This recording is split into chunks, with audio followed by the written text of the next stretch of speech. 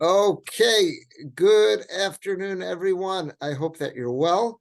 It's Rabbi Akiva Males, and today is Wednesday. It is the 30th of August. Hard to believe August is almost through. And we're going to get ready for Parshas Savo, which means that we're also getting very deep into the month of Elul. And that means the Yom Tovim are around the corner. I don't know how the calendar just sneaks up on you like this. This is absolutely wild. All right, so I want to share with you several insights onto Parshas Savo, and I want to start by thanking Rabbi Yisachar Frand in Baltimore. And let me tell you why. Some of these I had seen before from Rabbi Frand, and others I was waiting in my car this week. I needed to have an oil change, and the wait was a little bit longer than normal. And that had me looking up some more of Rabbi Frand's Divrei Torah on Parshas Savo. And I saw some great sources that he had quoted. Some of them I was aware of, some I wasn't. So let's jump right in. We'll share these together. So right at the beginning of Parshas Savo is the beautiful mitzvah of Bikurim. Bikurim was when the Beis Hamikdash stood. So someone who had grown any of the 7 fruits, the Shivat Aminim, the 7 fruits that are special to Israel.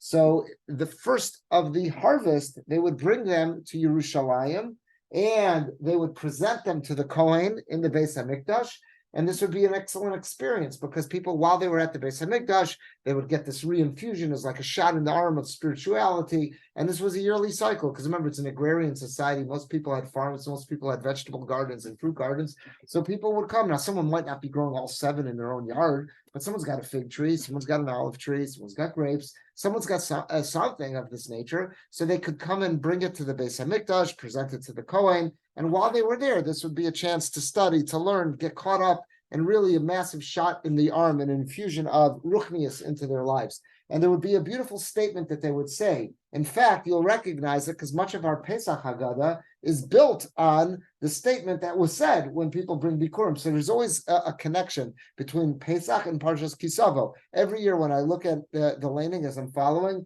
it just brings me to Pesach because we recognize so much of this from the Pesach Haggadah in terms of this speech where we recount our national history, how we got to where we are today in Israel to present Bikurim.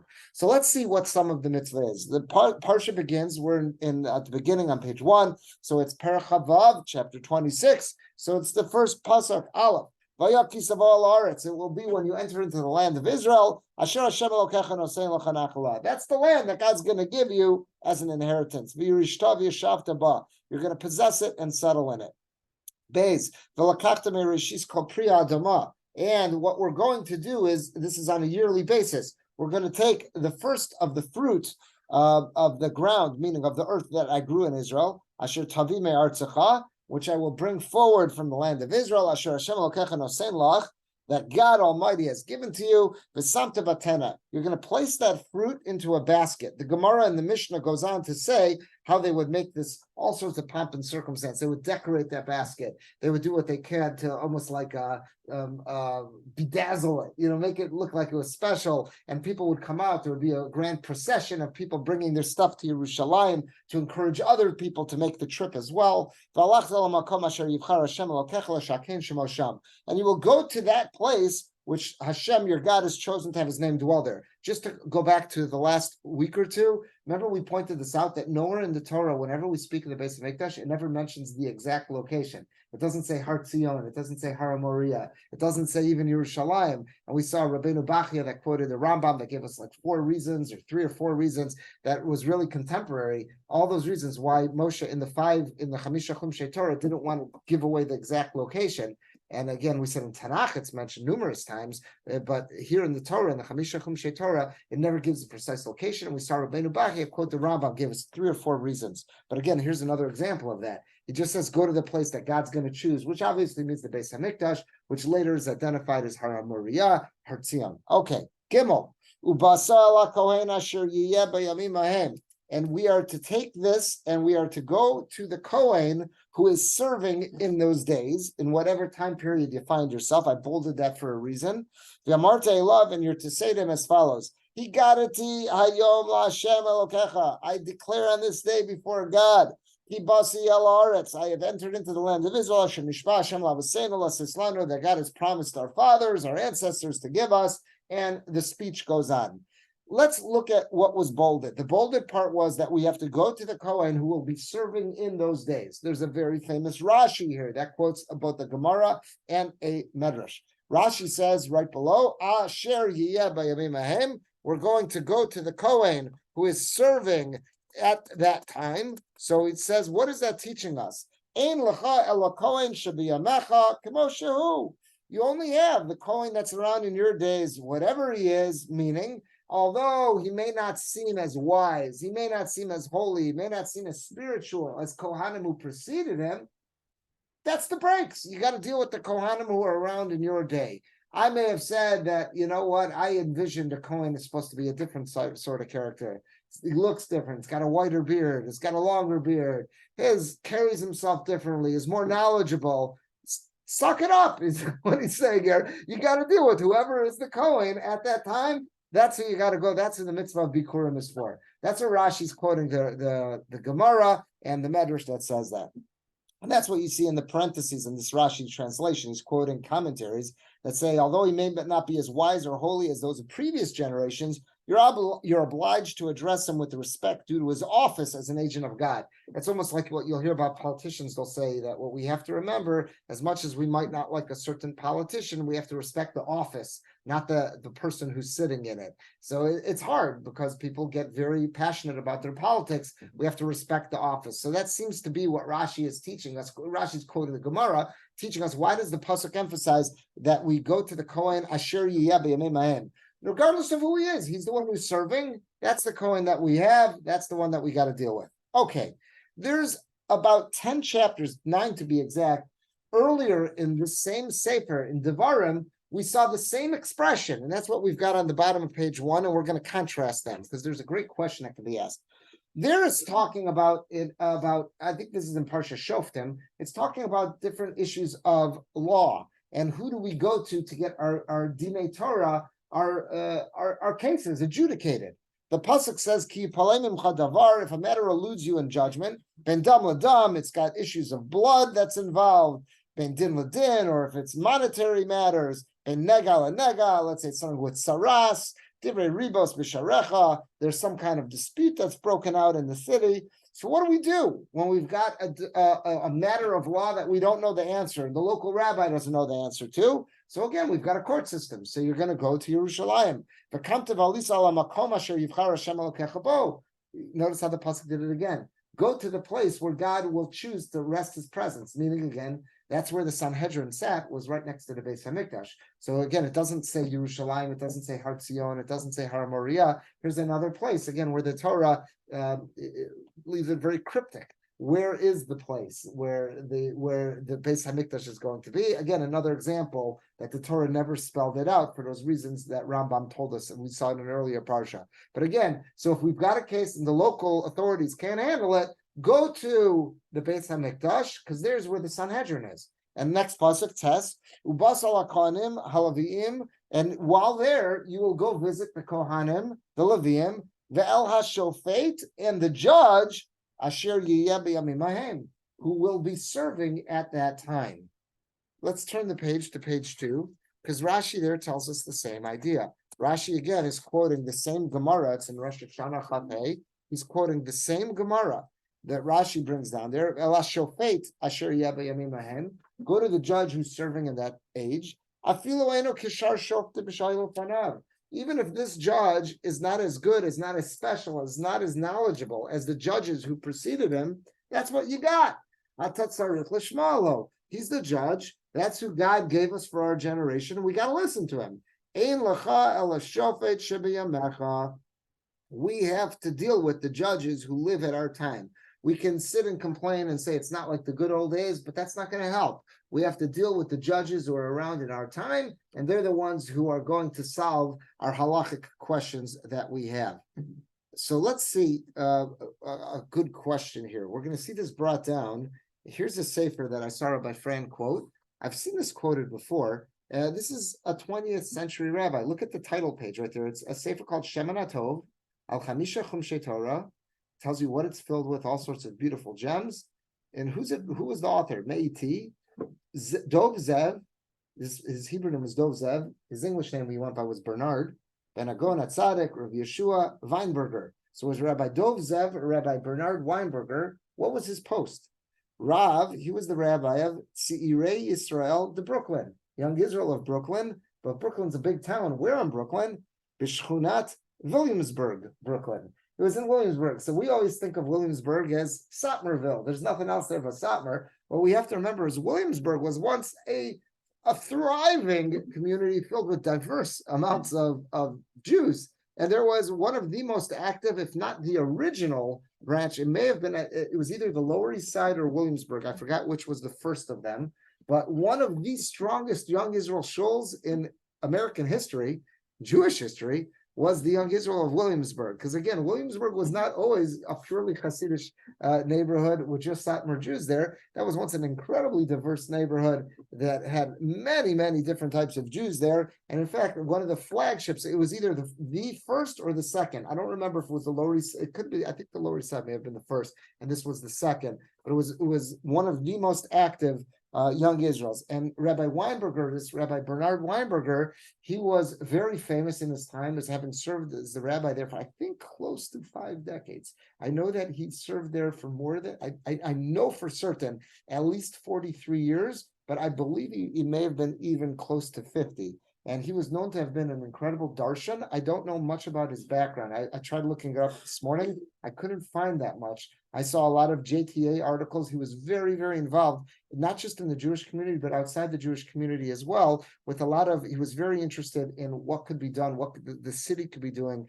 to help people who were stuck in the never-ending cycle of poverty. So he was in a lot of commissions, New York City commissions, serving as the Jewish liaison, but not just looking to help the Jewish community. He saw this as his responsibility. What can we do to help uplift those who are stuck in the cycle of poverty? So all around a wonderful person, Talmud Chacham, civic leader, found nothing but wonderful things to say about him. But I've seen his sefer quoted often. Apparently he had beautiful drushes, and this is one that he must have put it together at the end of his life. So I saw Rabbi Fran quote him, and I found the original. This is a beautiful idea. Let's see what he says here. He's going on our Parsha, Savo. And here's what Rabbi Weinberger has.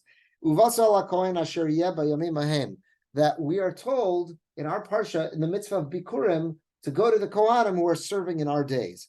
But Rashi, what does Rashi say here? We only have the Kohanim who are around in our days, Kamoshu, whoever he is. The Ramban had a good question on this Rashi. Again, Rashi was really just quoting the Gemara. What is going on here? Why is the Torah and the Gemara and Rosh Hashanah, why is it sticking in here, this idea, yeah, you got to deal with the Kohen who's around in your time. I understand back in Parshas Shoftim why that was important. That I understand if you're going to a judge. You might be complaining that this judge is not as knowledgeable as the judge who came before him. How many times have we always heard this? Like, we'll say, oh, it's such a shame. We're living at a time we no longer have Rav Moshe Feinstein.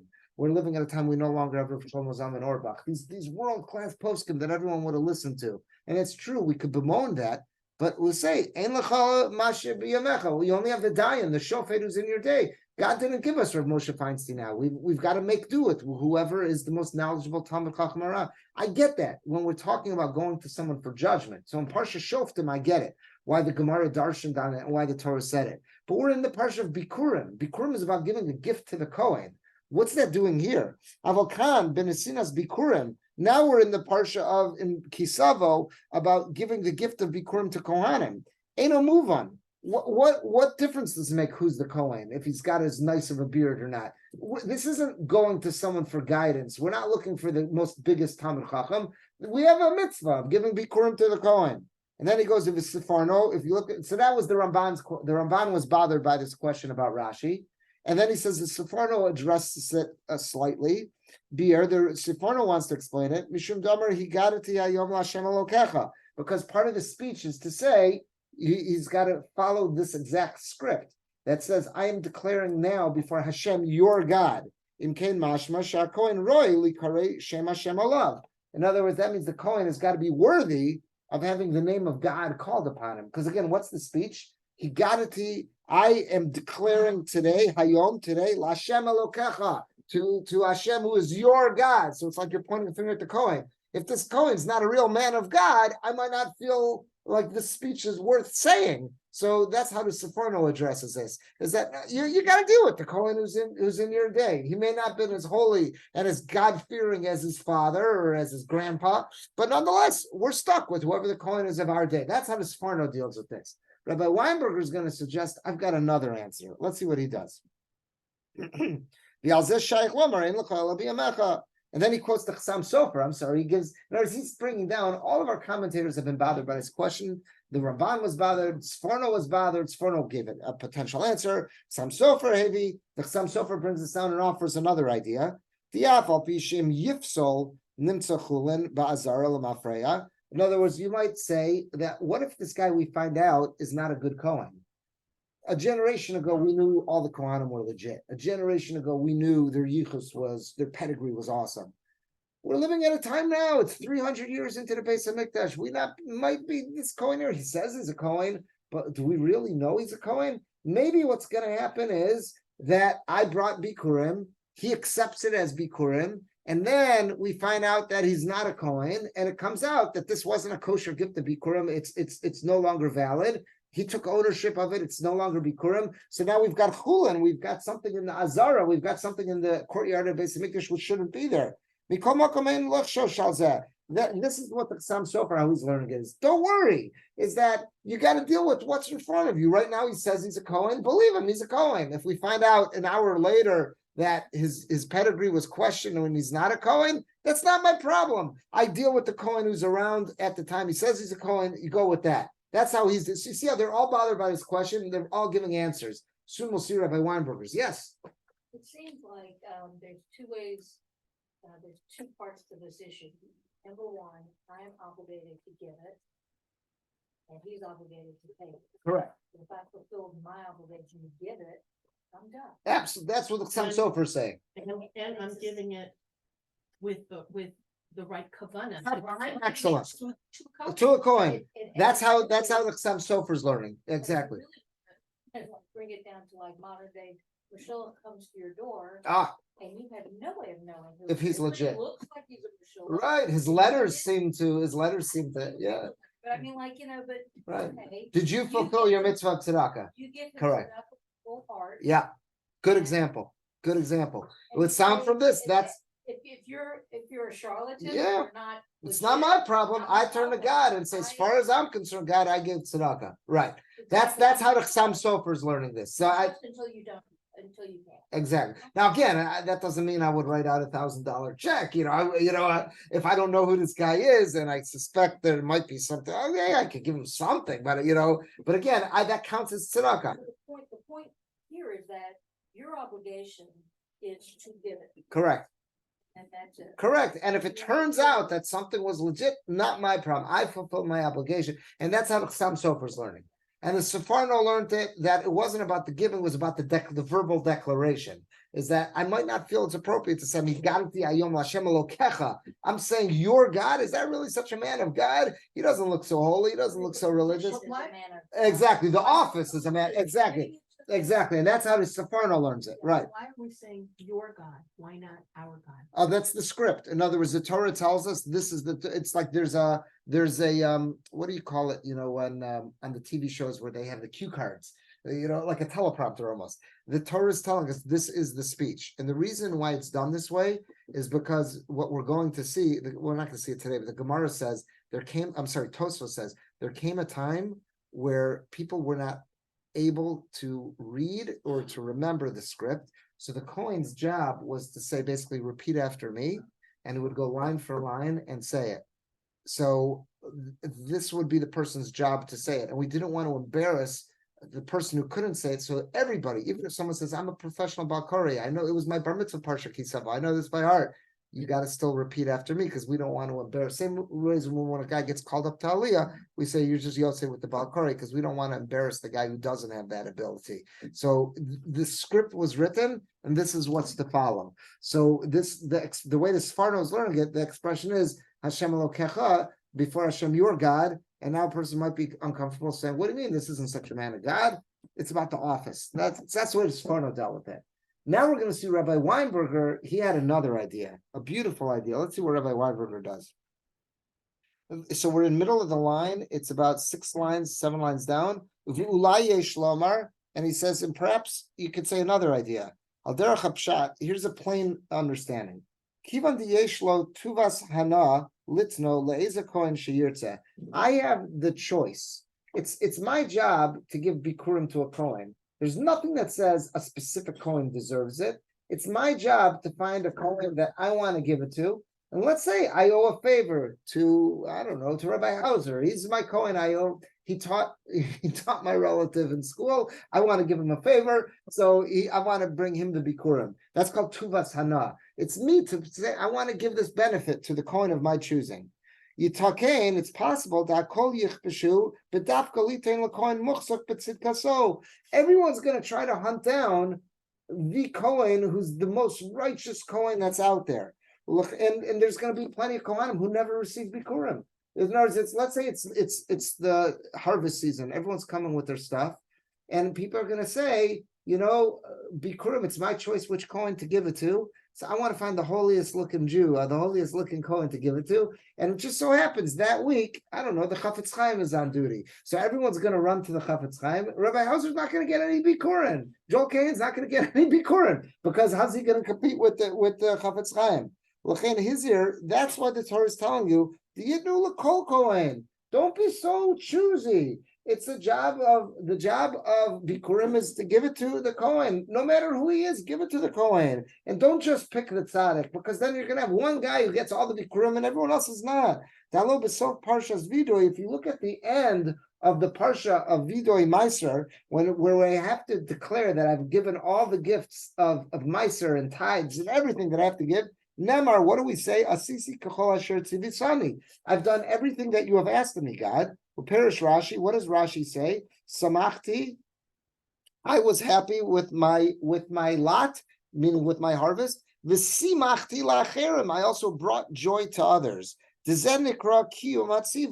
That's called fulfilling God's wish. In other words, part of Bikurim is not just I want to give it to the tzaddik. I want to bring joy to others. When I give joy to others, that's part of my obligation. In Cain, Yitakein, it's possible. The Bikurim Nemar v'samachta b'chol hatov behedya yichapes achar hatzadik hayoser gadol or a kohen on nitzrach. It could very well be that what's someone going to hunt down? I want to choose to give my Bikurim to the person, the Kohen who's the greatest tzaddik, or the Kohen who's in the greatest state of need. That's what a person might be looking for. And all the other Kohanim are just going to sit around twiddling their thumbs. They won't get any Bikurim. That's why the Torah tells us that I should fulfill my mitzvah of Bikurim with all Kohanim. Any Kohen who's on duty, any Kohen who's around, that's their week, I fulfill my mitzvah. And again, I'm bringing them joy by them knowing that they were chosen to receive Bikurim. They're receiving joy. Again, if I could find someone who's broke and this will help, now he's got grapes to bring home to his family, that's wonderful. But if everyone's gonna hunt down that one poor Kohen, no one else is gonna get Bikurim. And again, there are other ways that this Kohen is gonna get tzedakah and other ways of being sustained. So Rabbi Weinberger is suggesting perhaps that's what the pasuk is telling us. Don't pull out the magnifying glass when it comes to giving Bikurim. Don't pull out the magnifying glass to look for the biggest tzaddik or even to look for the biggest ani. Just every Kohen functions, so don't be too selective. And that's perhaps why the Rashi is bringing down the Gemara here about saying, Asher yeh bayamim ahem. Whoever Kohen is on duty, we fulfill our mitzvah, and we're bringing them simcha. So that's something that we want to do. Do you have a question? Yeah. Then how come when a family does pidyon ben, they choose their Kohen? I mean, there's a community full of absolutely, because there the Torah doesn't give this directive. Here is something specifically by Bikurim. This is the aspect of bringing simcha, and it's our job. Just like we're simachas acherim, I brought simcha to others, and part of bringing Bikurim is it's a happy festive time. Every Kohen should have this opportunity to participate in the Bikurim process. There's nothing, we don't see the same expression. The Torah doesn't say this about Asher Yeh B'Yamim Hahem when it comes to Pidyon Ben.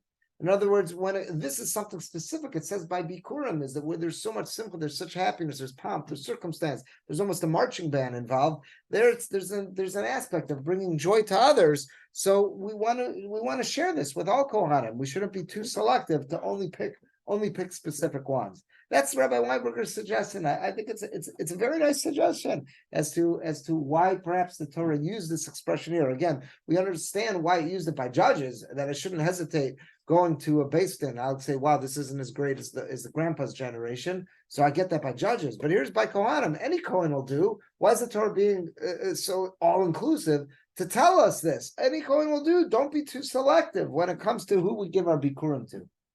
Let's look on page 3. I thought Rabbi Frand had a very nice application of this. He says here on page 3, here's where he quoted that sefer. He goes, I saw an interesting interpretation in the Shemen HaTov by Rabbi Dov Weinberger. Many times we're asked to do acts of kindness and give charity. Most of us like to give charity to nice, neat, clean, presentable individuals. However, when we're asked to give donations to unkempt, scraggly-looking individuals, we don't get the same feeling of satisfaction. This is particularly true regarding the mitzvah of Achnasas Orchen. One can host a truly enjoyable guest, or one can host a guest whereby he feels he's doing a real chesed. Kindness just to have the guest sit at the table. The pasuk is teaching that if all the Kohanim in our time and place are not like the Kohanim used to be, they're not elegantly dressed, they don't carry themselves with the full dignity of their office, it doesn't make a difference. Regarding tzedakah and chesed, the less appealing the person, the bigger the mitzvah. The less enjoyable the performance of the mitzvah, the better it is for the one performing the mitzvah, assuming, of course, the recipient is truly worthy of the kindness and charity. Rav Pam once mentioned that his father was a Rav in Europe. The custom on Friday evening was that poor people would gather in the back of shul, and it was the job of the Gabbai to circulate and find places for all the poor people to eat. As is always the case, certain guests were more in demand than others. Some of the people looked nice, they looked presentable and honorable, but coveted. The Gabbai always had an easy time finding places for the decent-looking people. However, it was not so easy to place the people who looked like schleppers. Who wanted to have such a person at his table? When the Gabbai couldn't find a place anywhere else for the worst-looking person in shul, the senior Rav Pam would have the privilege of hosting him. One time, the Gabbai apologized to Rav Pam's father, saying, I'm sorry, I have to give you this guest, but I couldn't find anywhere else for him. Rav Pam's father told the Gabbai, on the contrary, I'm not looking for a chavrusa. I'm looking for a person who can eat a meal. This guy looks like he can really handle a meal. That's a beautiful attitude. That's what the pasuk is teaching. You shall come to the Kohen who will be there in those days. He might not be the greatest Kohen who ever lived. He may be an ignoramus. He may not live up to the standards of past Kohanim. That's not what we're looking for in dispensing the priestly gifts. We give Bikurim to the Kohen who's in need, who is before us in our generation. That's what he's taking away from Rabbi Weinberger's pshat in that Shemen HaTov. I thought that was a very nice angle on that. All right, let's take a look at the next part. We're still with Bikurim. And when we're in the mitzvah of Bikurim, oh, I forgot to move the references up. I'm so sorry. Someone just sent me. I'm so sorry about that. I forgot to move the references up. Okay, again, the link is also in the email that went out this morning, so you can always, if you were online, you could always get it there. Sorry about that. Okay, we're on the bottom of page 3. The next item that I want to share is also in the world of Bikurim. A little bit later, when the Bikurim process is playing itself out, in Pasuk Dalet, it says, that the Kohen is now going to take the tena, he's going to take the basket from the hands of the person bringing the Bikurim. And he puts it down before the Mizbeach. And you shall call out and say before the Lord. And again, this is what we said. The Kohen, it's repeat after me, the Kohen says. Repeat before the Lord as follows. Arami, this is what we remember from the Pesach Haggadah. Arami Oved Aviv. There was an Aramean, that was Laban, who sought to destroy my father. Vayered Mitzrayma, and he ended up going down to Egypt as a result. Vayagar Shram Bim Semaat, and he settled down there, and they were few in numbers. Vayisham Lagoy Gadol Atzum Varav, and once they were there, they became a great, numerous, mighty people. Vav, we've got this bolded for a reason. You'll soon see. Vayareu Asanu HaMitzrim, the Egyptians treated us cruelly. Vayanunu, they afflicted us. Vaynu Aleinu Avodah Kasha, they put all sorts of hard labor on us. Zion, Vanitzak El Hashem, we cried out to God, Elokei Avoseinu, the Lord of our fathers. Vayishma Hashem es kolenu, he heard our voices. Vayaras anienu, he saw our affliction. Vesamalenu, our toil. Veslachatzenu, our oppression. Ches. Vayotzeinu Hashem in Mitzrayim. God took us out of Egypt. Biyad chazakah, with a mighty arm. Vizroa netuyah, with an outstretched arm. V'mora gadol, with great awe. V'osos umosim, with signs and wonders. Tes. Vayvienu el makom hazeh, and he brought us to this place. Vayitin lanu es haaretz azos eretz zavas chalav udvash, a place that is flowing with milk and honey. That's what we're seeing in this pasuk. Now you saw that we bolded in pasuk vav vayareu osanu hamitzrim. So let's see why we bolded that. Because earlier in the Torah, in Parshas Chukas and Sefer Bamidbar, we see a little bit of a similar speech. Moshe sends emissaries to the king of Edom, and he also tells him a little bit about our nation's past. And look what he does there. That's in Bamidbar, it's in Parshas Chukas, it's in Parachav 20. So let's see Yodalet.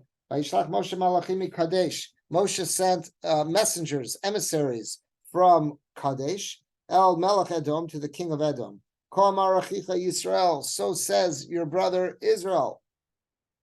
Ata yadata, you know us, call it law Hashem atzanu. You know all the hardship that we've been through. Tesvav, vayirdu avosenu Mitzrayma. We went down, our ancestors went down to Egypt. Vanishem in Mitzrayim yamim rabim. We dwelled there many years. Vayireu lanu Mitzrayim lavosenu. And the Egyptians mistreated us and our forefathers, and he goes on. Notice the difference. I've got that bolded. In our Parsha, in Savo, it said, Vayirau osanu hamitzrim. The Egyptians treated us cruelly. It used the word osanu. And in Parshas Chukas, it says, Vayireu lanu Mitzrayim.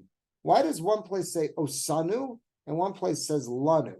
In English, they translate the same as us. But in Hebrew, it's a little bit different. Vayireu osanu hamitzrim versus Vayireu lanu Mitzrayim. So we're going to see some of our commentators deal with that. But you all see that there's that one word of a difference there. So let's go to page 5. Page 5, we're going to see, we're going in chronological order. We're going to see 2 sources that deal with this. And then we're going to see a third that I couldn't find in the original text.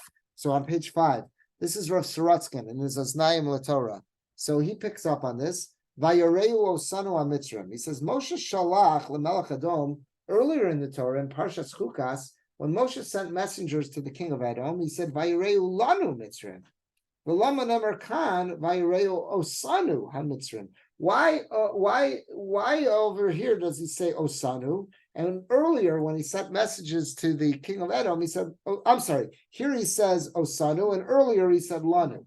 What's the difference? So he says, yesh mefarshim, some explain, sha'akavana kan, what is the intent here? Vayireu osanu. What does it mean by Vayireu osanu? Not that they were mean to us. Sha'asu osanu l'ra'im. They made us into ra'im, despicable people, meaning they started to characterize us to the world. They started to basically put out propaganda. They started to say stuff about us that we are a terrible people. They made us out to be a terrible people. They started to they dehumanized us. That's what he's saying here. Hakavanahi, what does this mean? Shamitzrim hetzdiku lifnei haolam. The Egyptians justified themselves before the world, before their own people, as zar ma'aseim, the strange actions that they were about to do to the Jewish people. Lahapoch b'nei mochim, to turn the world upside down on princes, because that's who we were. We were descendants of Yosef, descendants of all of Yosef's family. Sheparo ba'atzmo hizminosam. We were descendants of a people that Paro himself had invited Lavola Artso, to enter into his land. We were there on the king's discretion. V'she'echad mibneihem, and one of our people, meaning Yosef, Hitzil Osam Rav Shalkliya, played a role in saving this nation from starvation. So this is very bizarre that he's turning the tables on us, taking a people that they have everything they should have Hakaras Hatov for, they should have appreciation to, and they're turning the tables on us, making us their slaves. La'avdei olam, to make us their eternal slaves of la'anososam b'sivlosam, and to afflict us under intense burdens. They had to explain to their people, how do we do that? We have to have a mind switch. How do we take noble people and start to treat them like trash? How do you do that? So how did they do it? In this way. The first thing they did was they said, don't be fooled. They're not citizens just like you and I. They're bogdim, they're traitors. Hema, they're up to all sorts of schemes to try to undermine us. They're actually trying to come up with plots how they can take over and steal our land. The very land which allowed them to survive. They came here from Canaan that was nailed with starvation, and it was Egypt that allowed them to survive. And look at those ingrates. They're trying to take it over. They're trying to betray us. They're this fifth column that's trying to destroy us. They're trying to chase out the natural inhabitants. They want to spit us out. And that's what they started to say. That maybe there's going to be a war and there's going to be fighting. And they're going to join our enemies. And they'll fight with us. And they're going to leave the land. Who's going to leave the land? Look at the way Rav Saraskin says it. What he meant was, this is a beautiful way, that because you always read the psukim, why do the Egyptians say, we're so worried, there's going to be there's a war and they're going to leave? If you really hate them, why do you care they're going to leave? So one answer is because then we lost all our slave labor. The other way is to turn it around, like Rav Saraskin said, Valu min aretz means they're going to spit us out. They're going to expel us. That's what they're trying to do, these Jews. They're traitors. They came over, they're trying to take over. They want to be the balabas. They want to be the owners here, and they want to expel us at the first opportunity. So Vayeru Osanu. So how did the Egyptians get everyone to buy into their campaign? Vayeru Osanu. Asu Osanu l'ra'im b'nei olam. They made us into criminals in the world's eye, in the public opinion. They made us, they characterized us. They used all sorts of propaganda to belittle us and to spread all sorts of libel and to spread all sorts of canards about us, what kind of evil, nasty people we are. That's how the Egyptians were able to pull off this incredible scheme. That's what he says there. They did this to justify the fact that they were now going to oppress us. So meaning what, if you think about this too, you speak to anybody who lived through World War II. Yeah, this is so reminiscent of, and I know that Sorokin was, that's what the Nazis had a very planned program. Exactly. It didn't happen overnight, right, that all of a sudden, Germany, which had been the seat of emancipation and enlightenment in Western Europe, all of a sudden just became this intolerant place that now opened up Auschwitz. There was a process. It was a long process of dehumanizing and getting everyone to buy into this program. Exactly. That's what, and he's saying that's what Vayreu Osanu means. Vayreu Osanu means it's not just that they were mean to us. Vayreu Osanu means they made us into an evil people in the eyes of the nations in order to now justify and get them to buy into this program about destroying us and enslaving us and all that. That's what's going on in Parshas Savo. So now his question was, so why when Moshe sent the message in Parshas Chukas to the king of Edom, why over there did he just say Vayareu lanu ha-Mitzrim? So he's saying, because that's not about the Jews repeating their national story. That's just, again, telling them what was our history. So he says, Avol kishesholach Moshe as the Dvarav lemelech Edom, but when Moshe was sending his messengers to the king of Edom, he wasn't trying to teach them this lesson about trying to teach the Jewish people how did it get to the point where the Egyptians went from being this welcoming place and we were a people who saved them from starvation to now all of a sudden enslaving us and treating us so badly. He's got no reason to share this lesson and this message with the king of Edom. He's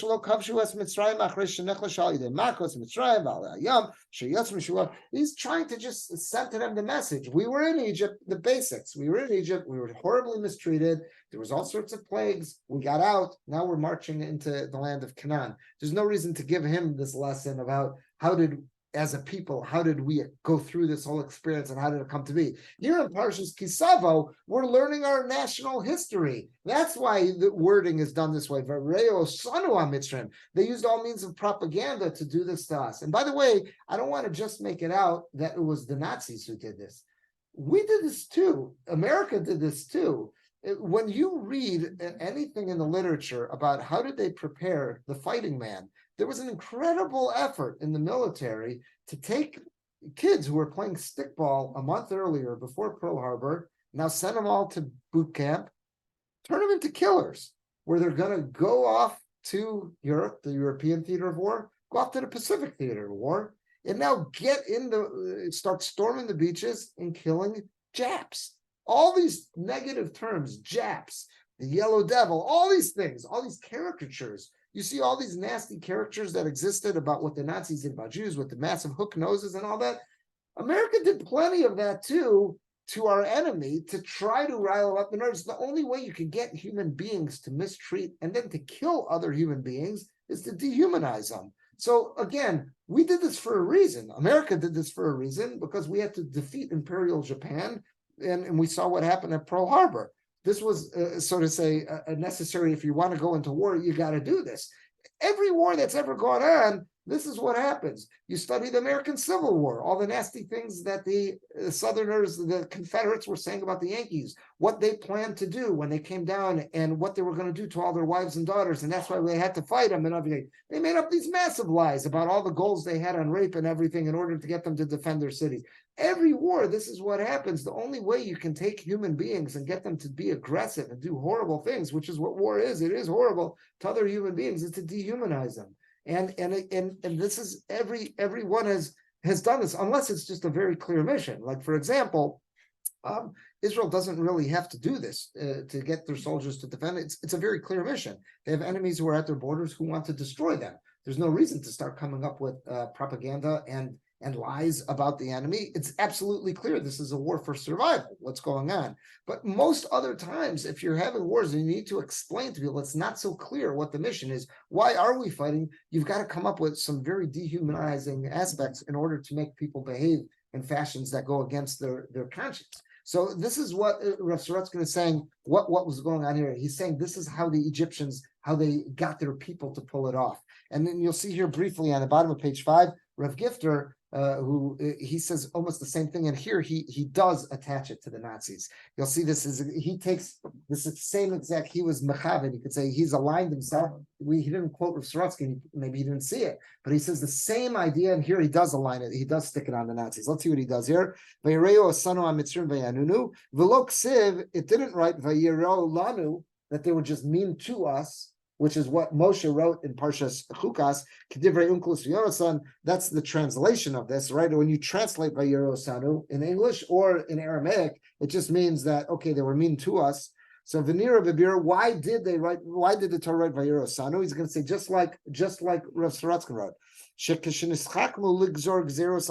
When the Egyptians came up with all their machinations and their decrees, all their nasty stuff that they wanted to do to the Jewish people, they saw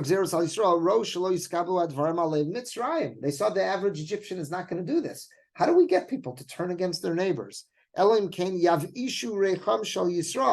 had to make the Jews stink, meaning they had to dehumanize them. They had to make them into a people that everyone would hate. But saw shemra aleim by issuing all sorts of libels and lies about them. Al yedei v'nilcham banu. That's what they have to say. This idea that they're going to rise up and fight against us and they want to take over our land. V'zeh, that's what it means. Vayreo sanu. That's what the same things Rav Sorotzkin said. That's what it means. Vayreo sanu. Shamru aleinu sheroim anachnu. They said about us that we are awful, awful people. Only then were the Egyptians able to follow through on Vayanunu, about oppressing us. Once we had been so dehumanized, once they saw us as a rotten, filthy people, that's when they could view us as like they were killing vermin. No one, I don't hesitate when I call Terminex or wanted people to come over and spray for cockroaches. They're cockroaches, they're not humans. So only once we've really dehumanized an enemy can you now act. Now look what he says in his last two lines. V'shuvra, you see, Shekin Mefurash al Eser b'Sifri. Because if you look in the Medrash, the Sifri really leans towards this as well, and maybe that's what inspired Rav Sorotzkin. And now look at this last line. Uchazos re'inu, we saw this with our own eyes. Beseder ha'gezeros b'Germania. If you study history, look at the order of edicts that came out of Germany, starting with the Nuremberg edicts and whatnot. All these things were meant to dehumanize the Jewish people. When when the Nazis came to power, they followed the playbook. They did everything of that nature. So that's one way to see Vayireu Osanu. We're not going to have time to see it inside, but take it with you. You'll see it on the back page, on page 6. Rabbi Fran brings down a third shot in Vaya'anunu. It's on top. He quotes that it's actually in the Alshech on the bottom there. You see in this first one on page 6 is where he mentions Rav Sorotskin and Rav Gifter's approach. But then on the bottom there was the Alshech. He says the Alshech had another one. The Alshech was Vayreo Sanu, means we really did become bad people. We were so affected by Egyptian society. Vayreo Sanu, we were negatively impacted by living in the depths and the filth of Egypt. We became a bad people. And that's what happens in Gullus. We're living in close quarters and close company with these elements that are so far removed from Kedusha, so far removed from godliness, that we became a corrupted, ungodly people. And we really had to be pulled out of Egypt by our bootstraps and be purified. That's how the Alshech wants to learn this. And he brings in a beautiful line here that you see about what he says about Golda Meir. There was a very famous line Golda Meir had. He doesn't quote it exactly here. And she basically said that maybe one day when peace comes, we'll be able to forgive the Arabs for having killed our children. What we'll never be able to forgive them for is forcing us to kill their children.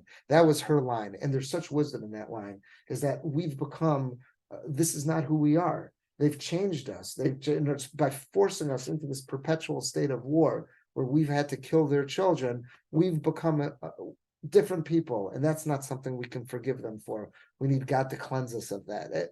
There's so much wisdom in that line, and that's what he's saying here. The Alshech, that's what he's got in this title. Alshech predates Golda on the effects our enemies have upon us. That's what he's getting at there. So those are different ways to see that pasuk, but that's what that's getting in. Vayireu Osanu, it could either means that they made us into horrible people, meaning we still are humans, but they made us appear to everyone around them as we're dehumanized. We're nothing more than vermin. So now they can start stepping on us like cockroaches. That's how Rav Gifter and Rav Sorotskin see it. The Alshech sees it a little different, is that we changed that experience being around such filthy people. We were in the sewer, we got filthy. What's that expression? Like you roll around in the pig pen, you get filthy. That's what ended up happening to us. Right. What's that? Lie down. Dog. You wake up with fleas, exactly. So that's another way of saying what the Alshech was saying here is Vayreu Osanu, by living in their presence, living in their midst for so long. That's what happened to us. So these are some things that we're going to see on Savo, and this is all in the beginning of the Parsha with Bikurim. There's so much more as well, but that's it for today. I'm going to stop the recording here.